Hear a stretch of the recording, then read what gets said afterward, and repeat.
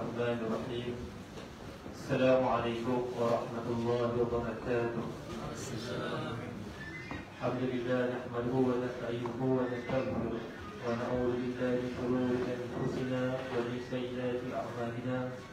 من يهده الله فلا مضل له ومن يضلل فلا هادي له. أشهد أن لا إله إلا الله وحده لا شريك له. أشهد أن محمدا عبده ورسوله. اللهم صل على سيدنا محمد وعلى آل سيدنا محمد. اللهم فقهنا في الدين وعلمنا التأويل. اللهم إنا نسألك علما نافعا ورزقا طيبا وعملا متقبلا. اللهم افتح علينا حكمتك واشرع علينا من خزائن رحمتك يا أرحم الراحمين. رب اشرح لي صدري ويسر لي أمري واحلل عقدة من لساني يفقهوا قولي. Amin ya rabbal alamin.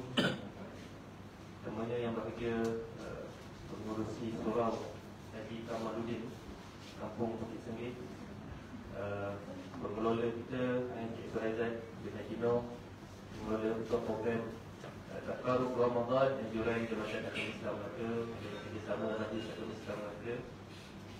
Seterusnya tuan imam kita, imam karya dan juga imam hadis untuk mengimamkan solat tarawih dan isyak tadi. Para jemaah, para asatizah, para jemaah masjid, para yang dah hadir, para asatizah, tuan-tuan haji, puan-puan haji, tuan-puan muslimin muslimat yang dirahmati Allah Subhanahu wa taala sekalian. Pertamanya marilah sama-sama kita memanjatkan rasa kesyukuran kepada Allah Subhanahu wa taala.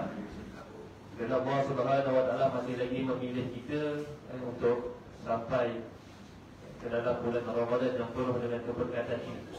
So, hendaklah kita sama-sama melahirkan kesyukuran yang tidak terhingga kepada Allah Subhanahu wa taala atas nikmat di mana inilah bulan yang berbagai tawaran disediakan oleh Allah Subhanahu wa taala. Sama ada kita sedar ataupun tidak. Sama ada kita ini diketuk hati ini, maksudnya diberikan kata jalan-jalan yang mana yang kita hendak pilih itu. Kadang-kadang kita ni manusia, hati kita ni kadang sekejap naik, sekejap turun. Kadang-kadang kita ini diberikan lorong-lorongan yang baik untuk melakukan perkara-perkara yang baik, diberikan kekuatan.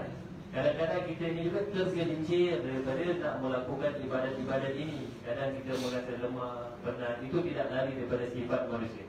Mudah-mudahan sebab kita nakkan kebaikan itu, Allah Subhanahu wa taala bagi kita kekuatan. Itu penting. Sebab kalau tidak ada kekuatan, kadang-kadang kita ni pun lemah. Kita pun nak buat perkara-perkara yang kadang tarawih ini pun rasa berat. Puasa pun kadang rasa berat, nak tadarus pun rasa berat, nak qiyamul lail pun rasa berat. Sebab tu kita sentiasa bermunajat, minta dengan Allah Subhanahu wa taala supaya diberikan kekuatan. Itu asas dalam kehidupan kita lah. Apa pun pergerakan kita dalam kehidupan dunia yang sementara ini, kita sentiasa bermunajat menyerahkan urusan kita kepada Allah Subhanahu wa taala supaya urusan kita ini diperbaiki dari semasa ke semasa.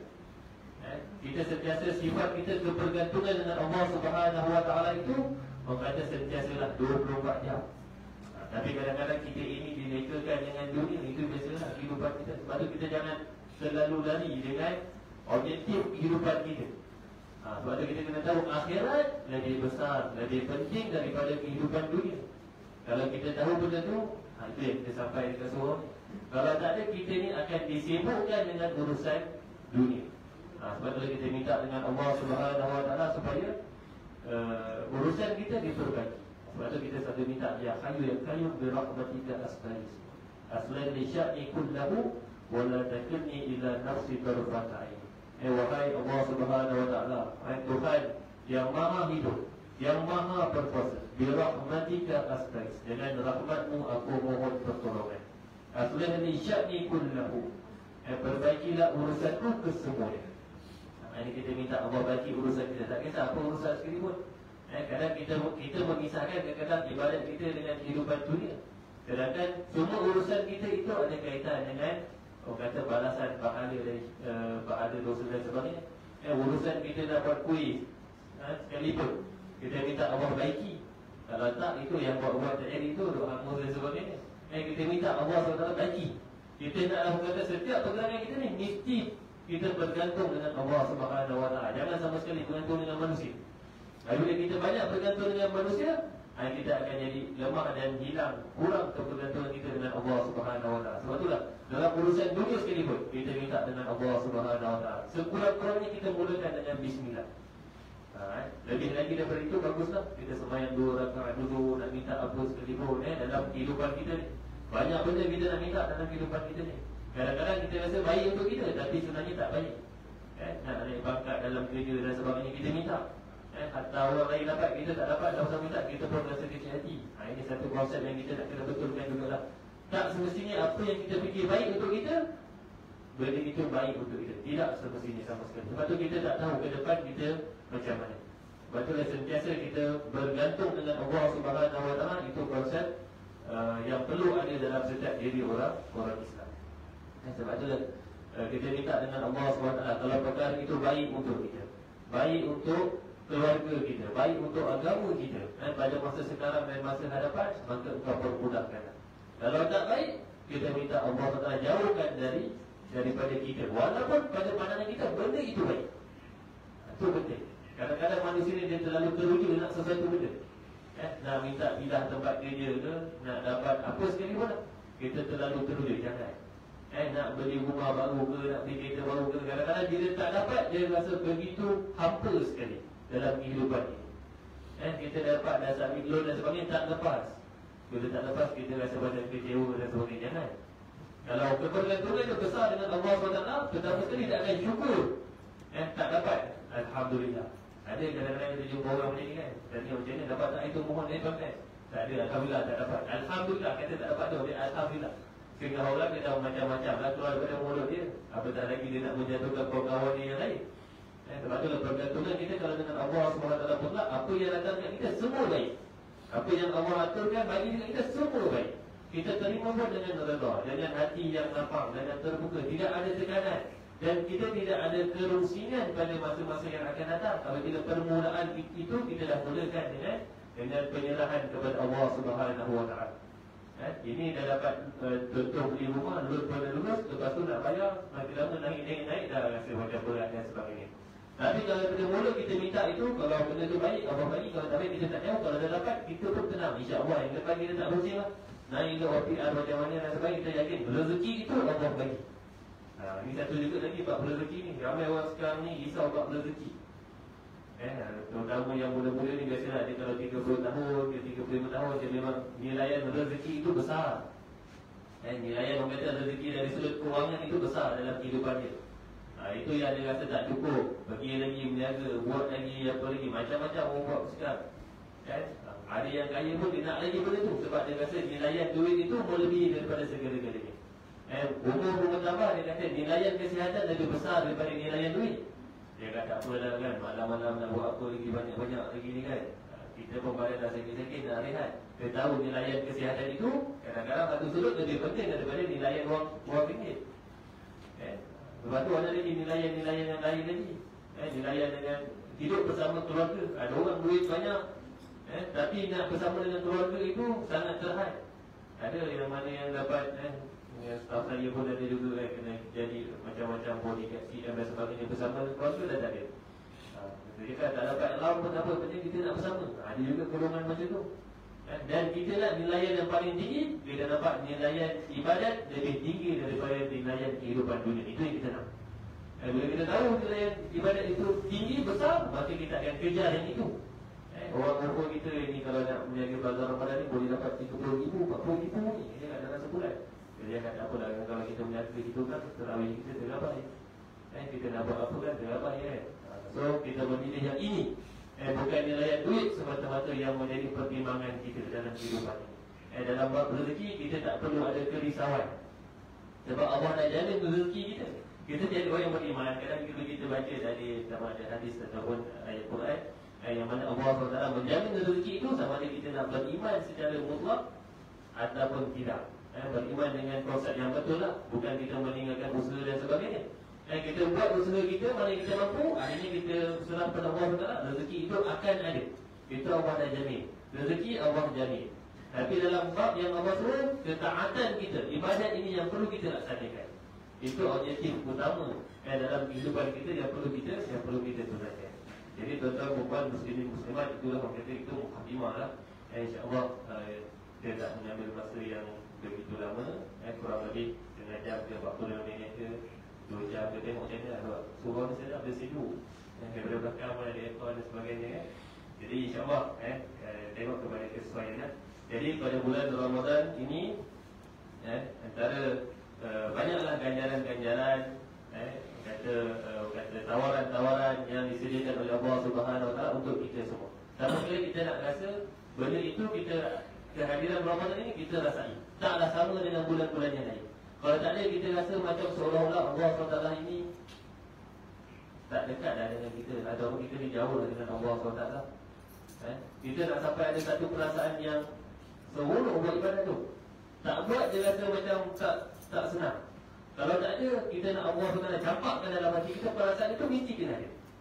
Macam untuk mancing dan sebagainya, dia ada perasaan lain yang tidak boleh digambarkan dengan orang yang lain yang tak merasai benda itu. Orang untuk mancing ni dia ada dia punya feeling dia mancing lah. Saya pun tak tahu bukan kaki mancing juga. Tapi kadang-kadang bila kita tengok lama dia syok untuk main, tak dapat ikan sangat pun. Kadang-kadang nak masuk ke tempat mancing tu kena bayar RM30-40.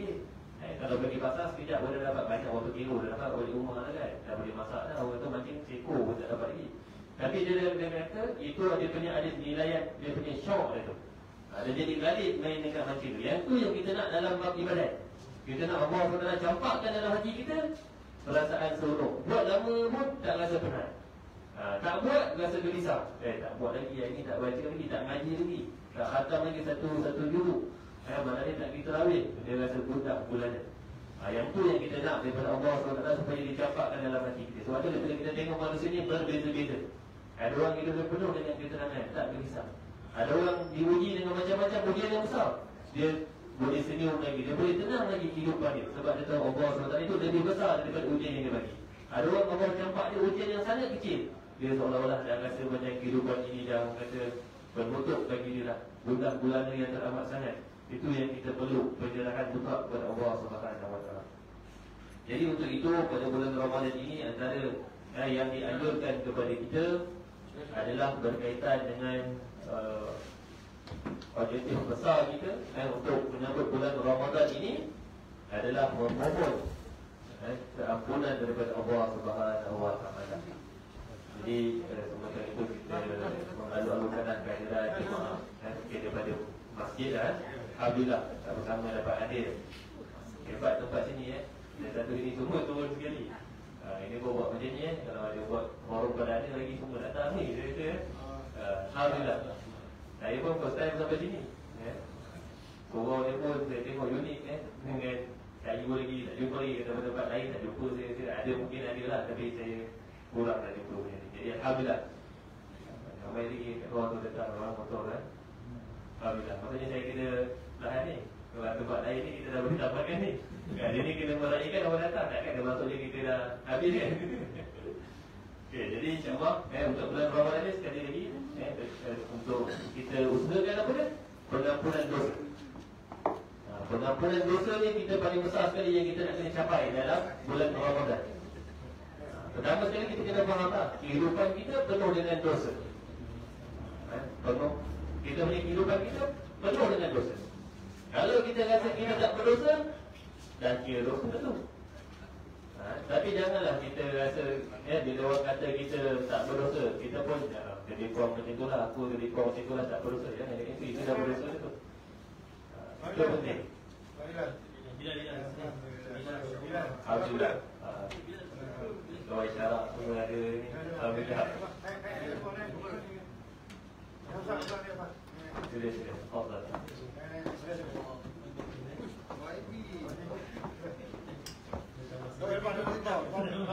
Ada YB ke?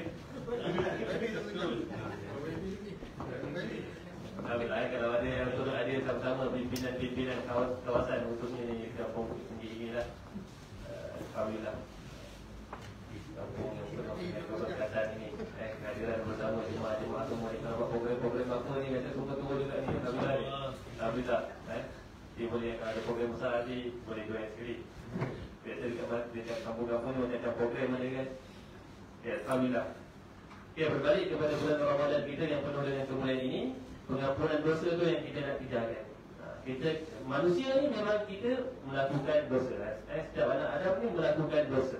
Mesti ada dosa kita. Walaupun lepas sembahyang pun kita istighfar juga. Astagfirullah tadi. Itu lepas sembahyang. Apatah lagi lepas benda lain, tak pergi sembahyang tarawih dan sebagainya, kita istighfar merenung dosa-dosa. Satu sudut, kita merenung dan mengisafi dosa-dosa kita lebih baik daripada kita sembahyang sunat banyak rakaat tapi kita tidak memberi kesan apa-apa sekalipun. Sebab tu kadang-kadang kita merenung dosa-dosa kita banyak, kita merintih, minta dengan Allah SWT supaya dosa-dosa kita diampunkan. Itu penting. Pengampunan dosa itu antara objektif utama dalam bulan Ramadan. Sebab tu kita minta, doa pun kita minta itu juga.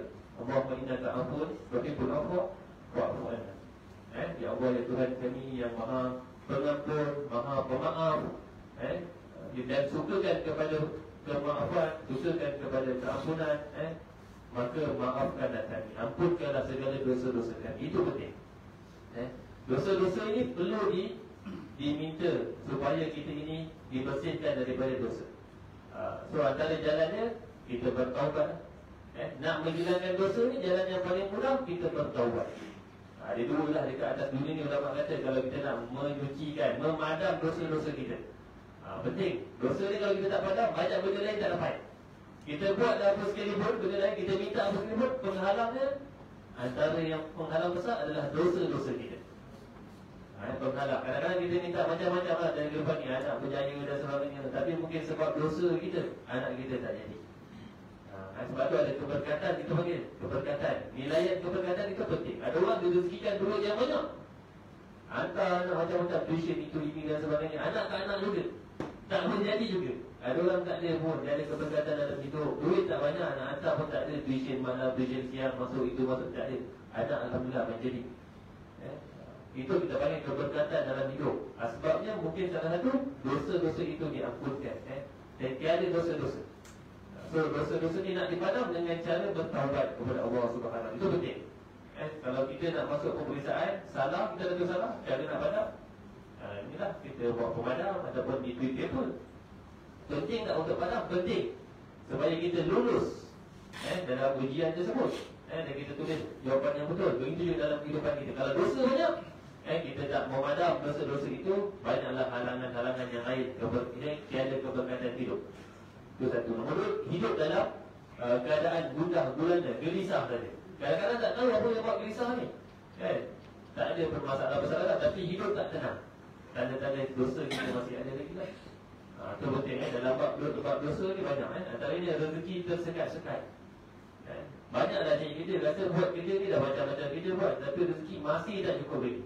Kita istighfar, minta dengan Allah SWT. Sebab tu kalau kita buat malam kiamu dan sebagainya, kita mulakan dengan solat sunat taubat dahulu, supaya dosa-dosa itu diampunkan. Lepas tu baru solat hajat.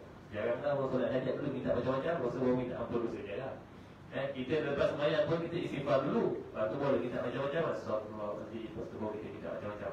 So dengan Allah SWT kita kena sedari yang kita ni berdosa.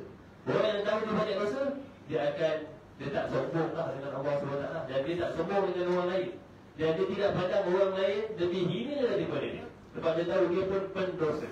Kita ni pun pendosa. Kita ini pun pendosa. Sebab tu kita tak pandang orang dengan pandangan yang rendah. Janganlah sama sekali pandang orang dengan pandangan yang rendah. Itu salah satu, mungkin kita dah terkena kata bisikan-bisikan iblis ni.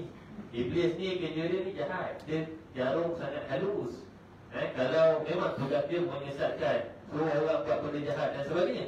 Tapi kalau dia tak mampu nak ajak orang buat benda jahat, dia akan suruh orang buat benda baik, dan dia akan rasakan benda baik itu akan menyebabkan diri dia riak, rasa diri dia bagus, rasa diri hebat.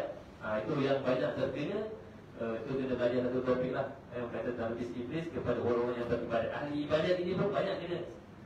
Banyak kena tuan-tuan. Kita pun kalau ada satu jawatan yang besar, kita saya punya ceramah dan sebagainya, itu tengok. Kalau orang tegur, Ustaz tadi Ustaz baca macam tak betul lah. Dia punya rasa, kau siapa dia kata guru? Jangan. Sebab tu bila kita tahu benda-benda macam tu, kita akan jadi slow down. Kita akan rasa dia tegur kita, ini benda yang baik, dan sebab kita terima dengan hati terbuka. Sebab tadi kita masih ada masalah hati ni. Masalah hati itulah yang menyebabkan kita ni dosa itu. Sebab tu kita bila orang tegur dan sebagainya, kita kena dengar, kita kena dengar, terima. Dalam bab percakapan ni pun boleh jadi dosa juga. Bab adab dalam bercakap ni pun boleh jadi dosa juga. Bulan puasa ni selain itu kita kena jaga mulut juga. Kadang-kadang bercakap ni bukan berarti kita mengumpat, menghina orang. Itu dah memang confirm dosa lah. Tidak lagi mungkin saya akan bacakan satu hadis. Dia banyak amal ibadat, dia tak jaga lisan, tempat dia dalam neraka. Ibadat banyak, yang ni ibadat tak banyak, tempat dia dalam neraka. Itu sekejap lagi tapi dalam bab macam ni kita kena jaga percakapan kita. Kalau ada dia, bila orang bercakap kita kena dengar. Ini tak kadang-kadang bila ada orang, bila kita sembang ada 1 jam, 55 minit, gila dia bercakap. Kita nak cakap sikit je dia potong, kita nak cakap sikit je. Itu juga antara adab dalam bercakap yang dicela oleh baginda Nabi SAW. Sebab tu bila bercakap tu kita kena dengar. Kita dengar dua orang nak cakap, pasal sampai ke kita bercakap, orang pula dengar. Ini ada jenis orang macam ni seolah-olah dia betul. So benda-benda macam ni kita kena jaga. So itulah antara kesan-kesan daripada dosa. Dosa kita akan hidup dengan serabut dan sebagainya. Tapi bila banyak dosa. Sebab tu tanda-tanda taubat kita dah diterima. Ulama kata paling senang kita nak tengok kita dah boleh jaga lisan kita. Percakapan kita dah boleh jaga. Kalau kata tanda kita senang kita nak tengok. Kita dah boleh tak berhenti cakap pasal orang lain. Berhenti cakap mengumpat pasal orang lain. Mengumpat ni setengah orang dia tak faham lagi konsep mengumpat. Dia kata Ustaz, saya suka mengumpat Ustaz, ini benda betul ni dia cakap. Mengumpat tu memang benda betul. Mengumpat tu memang dia cakap berkaitan dengan sesuatu orang lain yang benda itu betul. Tapi kalau orang tu dengar dia tak suka, dia sakit hati. Itu mengumpat. Kalau benda tak betul dia jadi fitnah. Mengumpat tu pun dah dosa besar. Mengumpat tu pun dah dosa besar. Kadang kita sebut dengan orang lain, kalau orang tu dengar dia suka dia tak suka. Kalau dia suka dia tak jadi mengumpat. Kita cakap imam ni bagus, dia baca pun sedap, apa semua seronok. Kita duduk belakang pun jadi sedap, tak jadi mengumpat lah. Kalau imam tu dengar dia pun tak ada marah. Tapi kalau kita cakap imam tak bagus lah, baca dah ada panjang lepas tu tajwid pun dia tak buka kita tahu kita dah dapat tak jadi mengumpat tu. Benda-benda macam ni lah melazimi kehidupan kita, kadang-kadang mengurangkan pahala kita. Itulah yang merujuk kepada hadis yang muflis itu. Itu yang kita tak nak.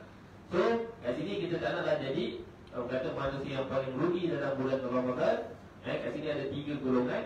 Berdasarkan pada hadis Nabi ini, Nabi Hurairah qala Rasulullah sallallahu alaihi wasallam raghima an rajulin tuqirtu indahu wa lam yusalli alayya wa raghima an rajulin dakhala alayhi Ramadan thumma salaha qabla an yughfara lahu wa raghima an rajulin adraka indahu abawahu al-kibar wa lam yudkhil lahu al-jannah. Daripada Abu Hurairah radhiyallahu anhu, dia berkata Rasulullah sallallahu alaihi wasallam bersabda, kat sini ada 3 golongan yang rugi. Rugilah seorang itu yang disebut nama pun di sisinya, namun dia tidak berselawat ke atas. Ini orang yang pertama yang rugi. Bila sebut nama Nabi SAW, dia tidak berselawat SAW, rugi. Sebab ini salah satu juga nak dapat syafaat Nabi antara nak diampunkan dosa kita. Kadang kita, bila seseorang itu dah mati dan sebagainya, mungkin ke atas dunia banyak jenayah ataupun kesalahan, dosa dan maksiat dibuat. Tapi boleh tak dia masuk dalam syurga? Boleh. Dengan sebab kalau dekat akhirat ada 2. Satu, syafaat Nabi. Syafaat Nabi. Yang kedua, pengampunan daripada Allah SWT. Dia boleh masuk. Ini pun berdasarkan kepada hadis-hadis yang lain. Ada kan yang kata pelacur, penzina bagi anjing minum, walaupun dia tak berlaku pada zaman Islam ini, tapi Nabi bawakan hadis tersebut, hadis yang sahih. Dia masuk ke dalam syurga Allah SWT sebab rahmatnya. Sebab dia rasa kesian dengan anjing yang kehausan tersebut, bagi dia minum. Dia dah minum, turun ke dalam biji, dia naik atas, dia tengok anjing haus. Dia tahu perasaan haus tersebut, macam mana anjing tu haus. Dia buka kasut, dia tidur air bagi anjing minum. Kita pun kena tengok pandangan dengan penuh dengan pandangan rahmat ke atas setiap manusia, bukan sekadar haiwan saja. Kita tengok orang, apa dia, yang angkat sampah dan sebagainya, kita pandang pandangan dengan pandang ini orang kata pahala dia lebih. Kita pun salah keluar RM20, RM30 bagi dia duduk makan dan sebagainya. Sebab kita tengok asbab dia kerja ni besar pahala dia. Orang yang kerja sendiri ni doi getah ke, macam-macam lah. Berbanding dengan orang kerja makan gaji ni kita boleh tak boleh jamin lah. Kita punya itu semua kita dapat menunaikan dengan sebaiknya. Kadang kita duduk rehat, bayar gaji dibayar ikut masa kita, ikut setiap bulan masuk macam tu juga. Sebab tu kadang-kadang kita nak menyucikan hati kita dengan kita menginfakkan kepada orang-orang yang macam inilah. Itu penting. So itu penting. pertama sekali rugi kepada mereka yang disebut dengan nama Nabi tapi tidak berselawat. Yang kedua, ini dalam bulan Ramadan, rugi bagi seorang yang telah masuk ke dalam bulan Ramadan sehingga habis bulan Ramadan, sedangkan dosa-dosanya tidak diampunkan oleh Allah SWT. Rugi. Maksudnya inilah orang kata pengampunan, pintu pengampunan sangat terbuka luas, tapi dosa-dosa kita tak diampunkan oleh Allah SWT. Kita menjadi orang yang paling rugi. Ini nanti bila kita dekat pada masa ini kita tengok rugi sangat kita. So pastikan dosa-dosa kita diampunkan oleh Allah SWT. Ingat dosa kita banyak. Dan rugilah seorang yang bersama dengan ibu bapanya sehingga tua, namun amal kebajikan bersama ibu bapanya tidak menyebabkan dia masuk ke dalam syurga Allah SWT. Ini satu lagi. Bila kita ditakdirkan hidup dengan kedua ibu bapa kita, kita hendaklah menjaganya dan memelihara dia dengan baik.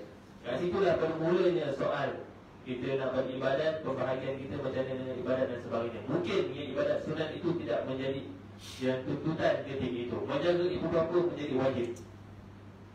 Waktu itulah mungkin terhalang kita nak pergi ke masjid, surau dan sebagainya. Tuntutan menjaga ibu bapa itu lebih diutamakan. Cabaran-cabaran banyak dekat situ. Itulah kita dipuji sebenarnya. Ada orang dia dah bersedia daripada awal sebab dia dah mungkin dengan sebab ilmu dia yang bermanfaat. Dia cakap bila ibu bapa dia sakit, terlantar dan sebagainya, dia dah bergebuk dan jaga. Dia dah yang akan ambil alih dahulu sehingga dia sanggup untuk berhenti kerja. Ada orang matlamat begitu. Ini sementara dia cakap sementara dia sihat, dia kumpul lah simpanan duit sedikit. Dia cakap besok kalau mak ayah aku dah sakit, kalau aku kena berhenti kerja, aku berhenti kerja. Dia sampai dah fikir sampai macam ini tak. Kita kadang nak fikir dah berhenti kerja, dia nak simpan duit cukup, nak buat rumah dan sebagainya. Dia tak mau fikirkan sampai ke saat macam tu. Ini orang yang berfikirkan, orang kata ada agama dalam hidup dia, tak akan fikir sampai macam tu. Dia simpan, besok kalau dia berhenti kerja, dia sanggup berhenti kerja untuk menjaga. Ini orang kata yang paling besar sekali lah.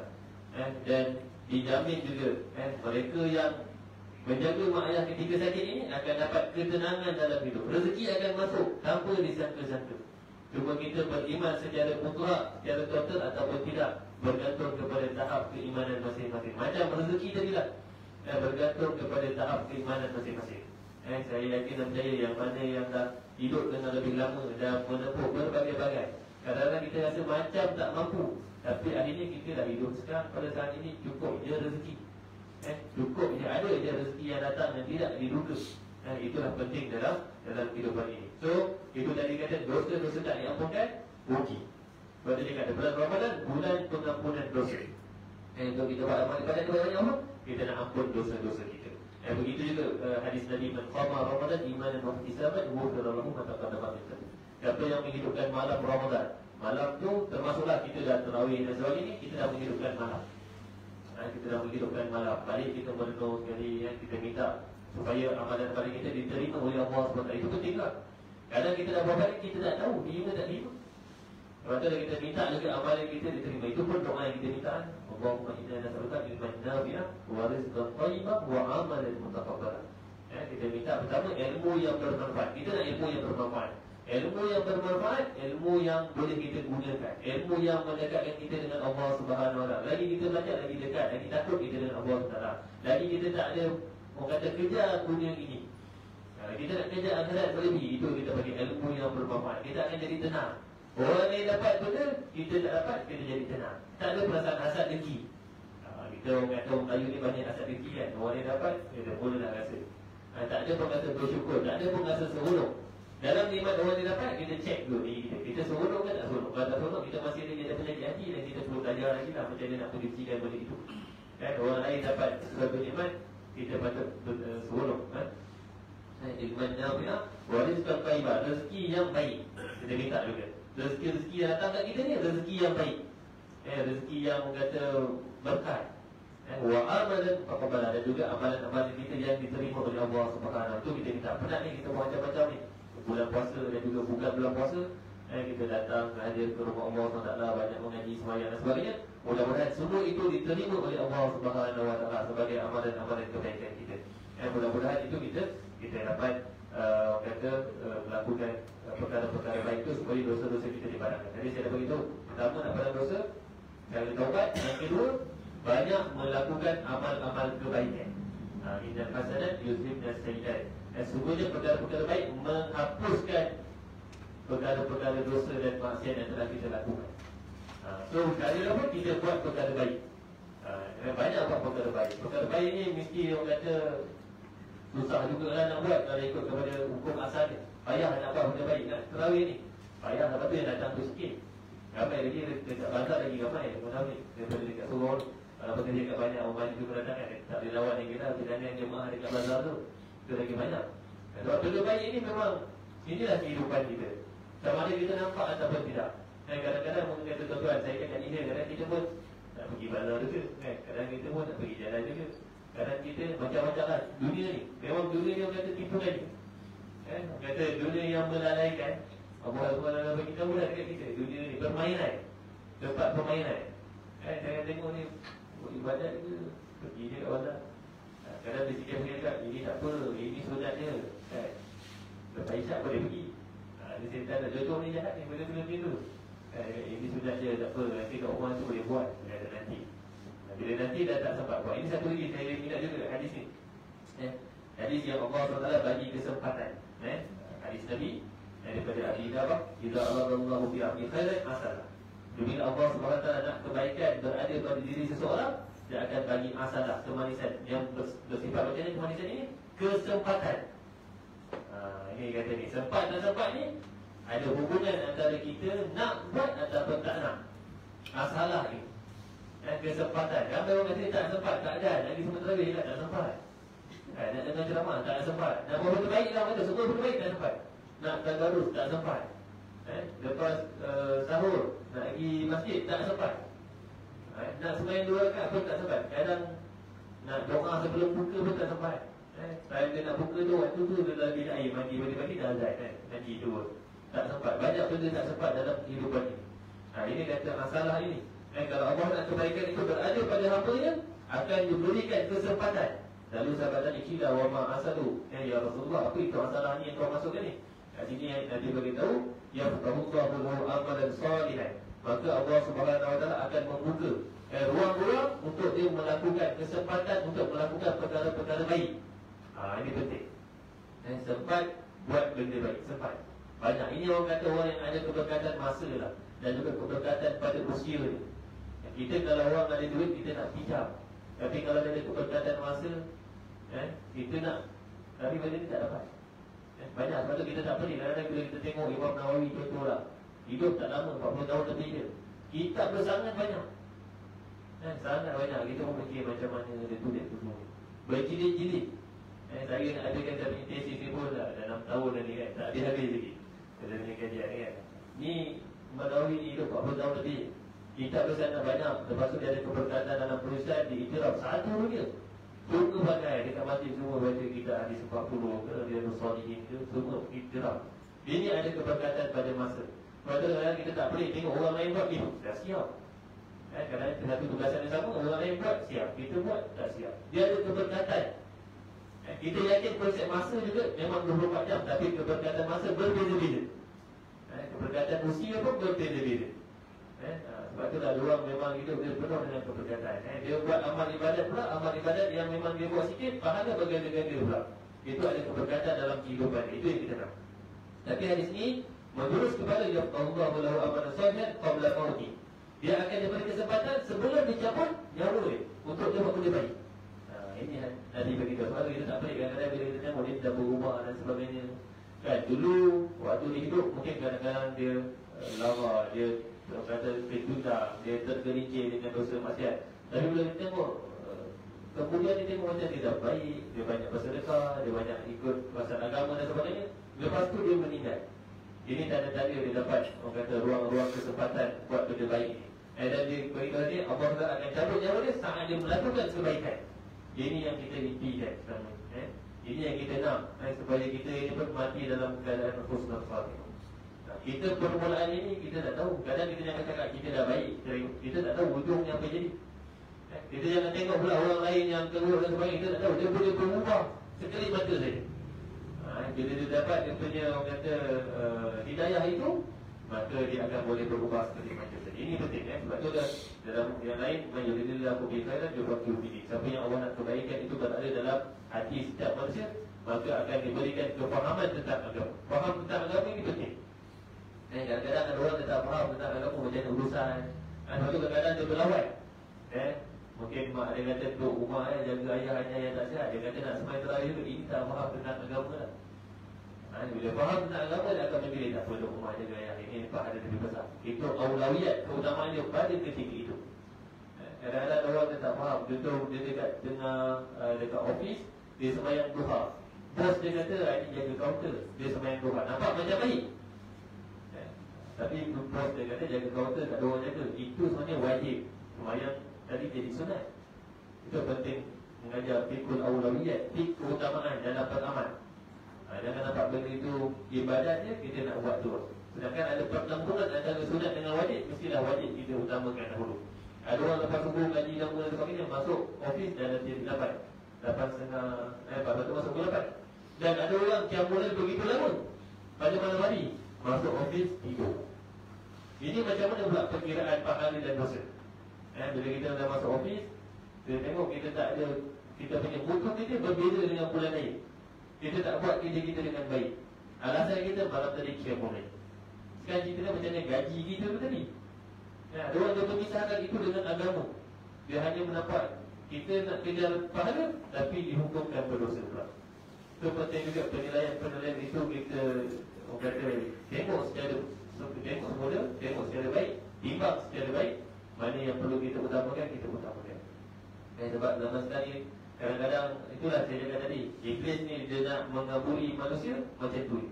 Lepas tu kadang ada orang kawan kan, saya ustaz cakap banyak, ustaz pun tak pernah pergi umrah. Saya ni walaupun tak pakai tudung, dah pergi umrah.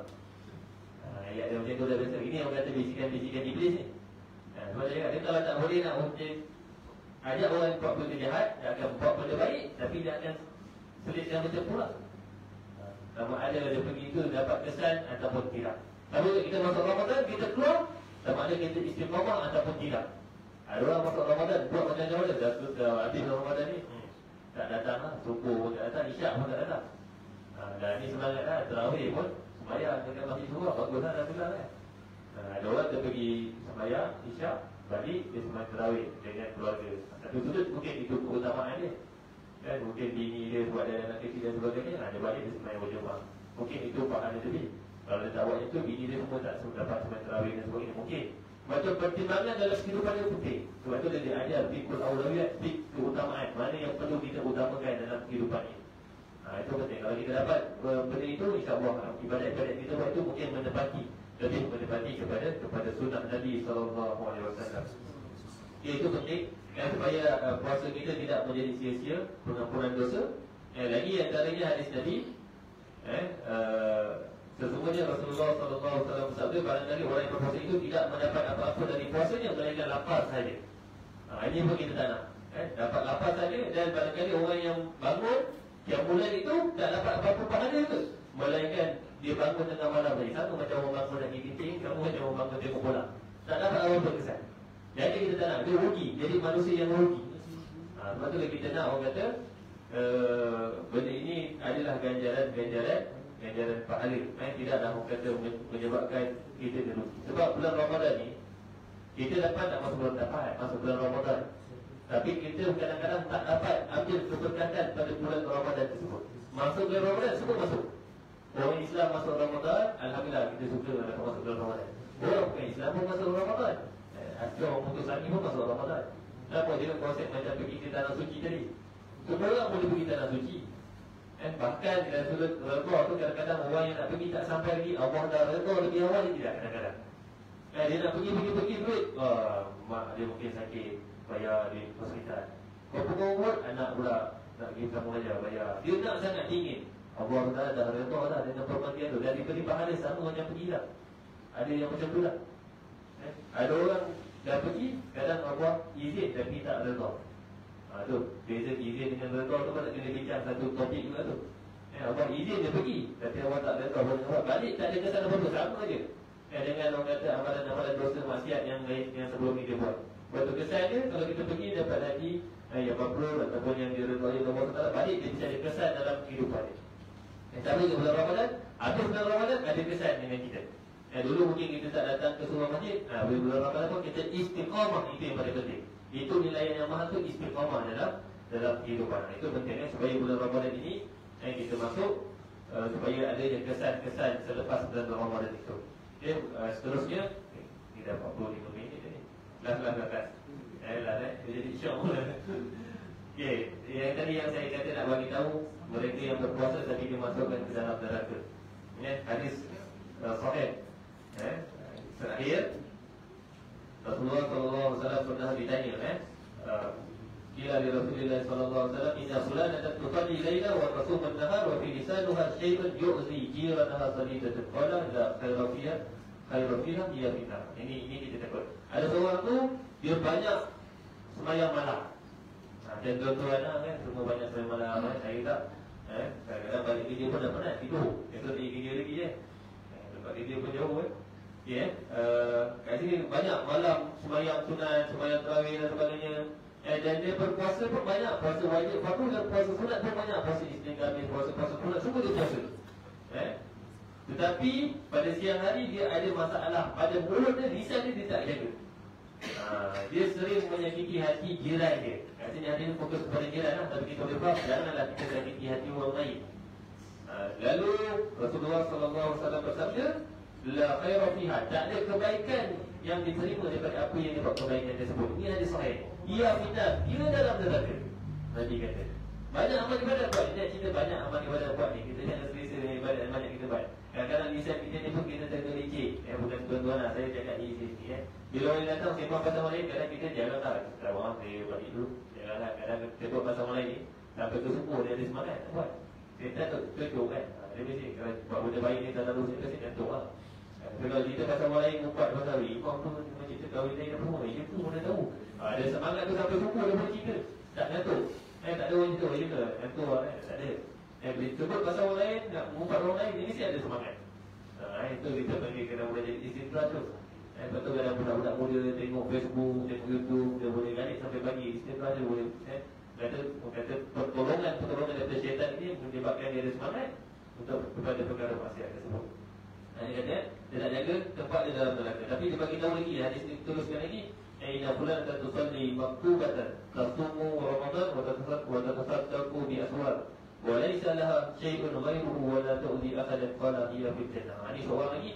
Dia kata seorang ini dia hanya sembahyang fardu, sembahyang solat fardu saja. Mungkin lepas solat fardu pun dia tak sembahyang sunat tu.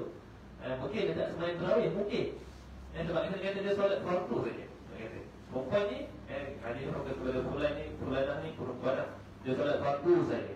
Kemudian dia puasa Ramadan saja. Puasa lain ni tak ada lah. Saya nak puasa 6 pun tak ada lah. Puasa Ramadan saja. Dan dia bersedekah. Dia tetap bersedekah tapi dengan sedikit kadar. Sedekah sedikit saja. Tapi dia tidak pernah menyakiti seseorang lain dengan lisan. Kalau mungkin kita pasal orang lain, dia kata tak. Dia pun potong cerita ke, dia tukar cerita lain atau dia beredar daripada kawasan itu. Ini dia yang menjaga lisan ini. Nabi kata apa? Dia fil jannah. Dia di dalam syurga. Dia kata banyak ibadat ni bukan satu ukuran kita nak masuk syurga ni. Antara yang perlu dijaga adalah kerana lisan. Sebab lisan ni dia berbalik kepada hadis muflis. Bila kata kita pasal orang lain, nanti dekat akhirat nanti pahala kita pergi dekat dia. Kalau kita umpat dia dulu. Kalau pahala kita tak cukup, dosa dia kita tampung. Sebab tu dia kesan, sebab tu dia masuk dalam neraka tadi. Kesan daripada dia bercerita mengumpat pasal orang lain.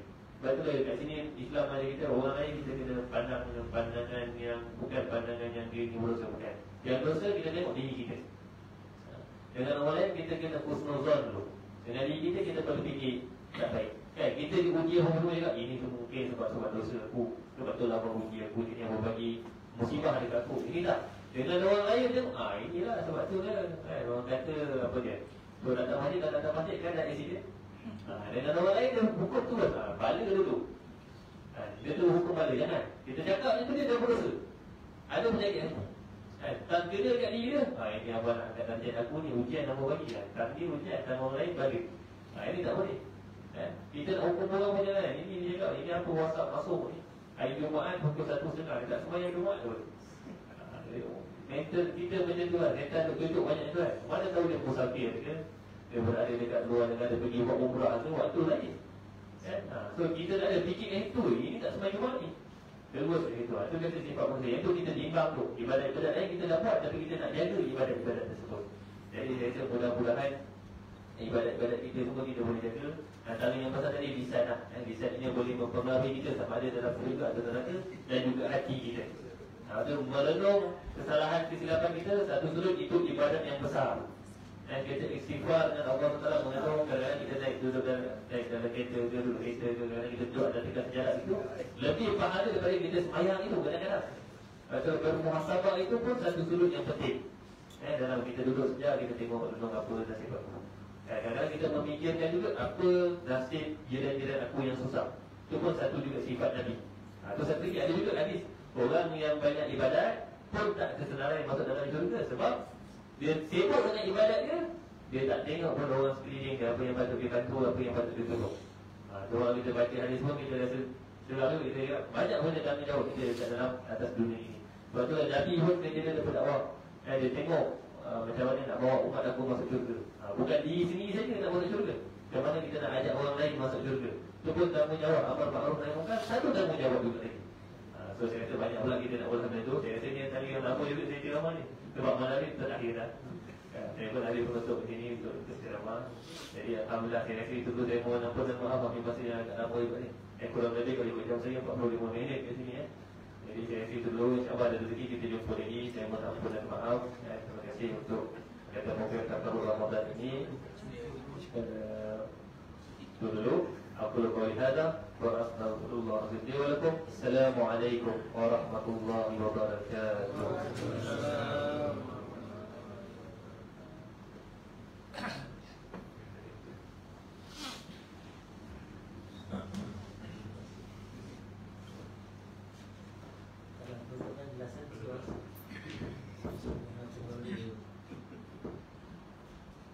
Bismillahirrahmanirrahim.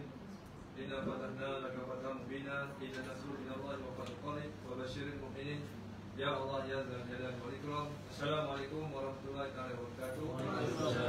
Dalam rangka maju jaya, rakyat bahagia, menjamin dunia. Salam Malaysia Madani. Alhamdulillah, terima kasih kepada pensyarah kita pada malam ini. Yang bahagia Tuan Pengurusi Surau, Cik Tahir, Tuan Imam, Tuan Bilal, dan juga penjelas Masjid Parlimen Alur Gajah, Saudara Aslam. Jadi kepada semua hadirin yang hadir pada malam ini bersama-sama dalam Majlis Takarruf Ramadan, hadirin yang kita Melaka. Yang pertama, saya mewakili Jaim mengucapkan terima kasih kepada pihak pengurusan surau ini kerana menerima kehadiran program kami di sini. Dan insya-Allah kita akan dapat teruskan program ini dari masa ke masa. Dan teman-teman, ini merupakan surau terakhir lah di peringkat Dulasahan yang bermula daripada 2 Ramadan yang lepas. Jadi kami di sini mengucapkan terima kasihlah kepada semua pihak pengurusan surau dan masjid dan Dulasahan yang bersama-sama menjayakan program Takarruf Ramadan pada tahun ini.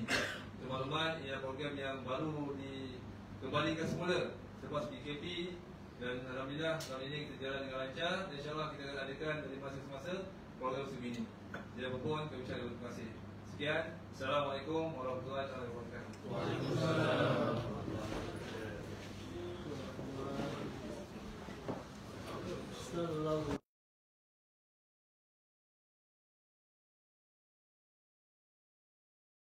Jepun ambil bungkusan makanan dia dah sediakan. Repeat.